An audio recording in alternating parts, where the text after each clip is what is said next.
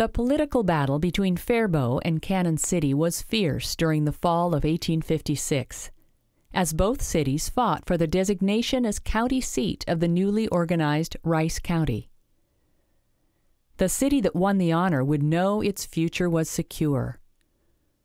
The courthouse helped to create a stable local economy, centered on the regular stream of court cases and legal filings that encouraged lawyers, surveyors, and real estate agents to establish offices nearby.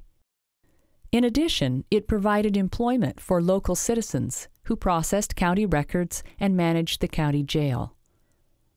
Hotels and livery stables profited when county residents came to town to transact business. Because legal notices had to be printed, at least one printing press was sure to have a steady income. It all came down to the election of county commissioners, and on election day, Cannon City sent a representative named Sears down to Faribault to challenge votes. Early Faribault resident Frederick Frink recalled how he and Levi Nutting kept an eye on the voters as they approached the polling place. Once we came near to losing votes. Near the close of the day, vigilance was somewhat relaxed when we saw 10 voters approaching the polls that we knew had not been residents for the required 6 months. Levi Nutting caught sight of them, and there was no time for an argument. So, hitting Sears a rousing whack between the shoulders, he shouted at him, "Sears, you aren't a damn fool." Sears turned on him, mad as a hornet, and shouted back, "Who the hell said I was?" Then began an explanation that was not ended until the polls closed. The distraction worked. The voters slipped by during the commotion, and Faribault's ticket won the election. It was a bitter loss for Cannon City, and that town never recovered. Although court sessions were held in town from the start, the first official courthouse was built in 1874. A magnificent Italianate structure that stood until a fire swept through it in February 1931. Although the county commissioners moved promptly to develop plans for a new courthouse, John Lister, a Northfield farmer, served an injunction on the County Board of Commissioners to prevent them from wrecking the old fire-damaged building. The case went all the way to the state Supreme Court, which cleared the way for the county to move ahead.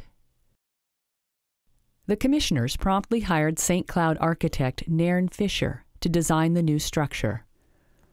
Although he was only 34 at the time, Fisher had already gained a solid reputation for his public buildings, recently completing a widely praised Art Deco tower for Mundelein College in Chicago, as well as the Classical Revival Pope County Courthouse in Glenwood and the Renaissance Revival St. Mary's Church in his hometown.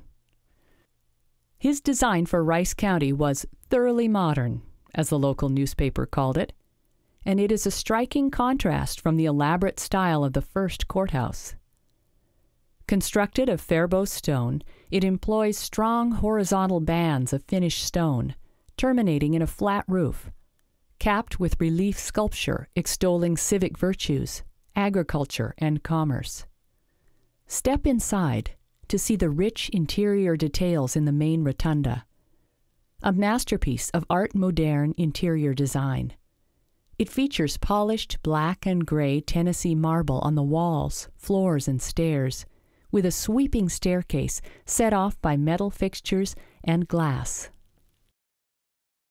Nairne Fisher, praised for the design, soon took his firm national, opening offices in Chicago, Milwaukee, and Washington, D.C.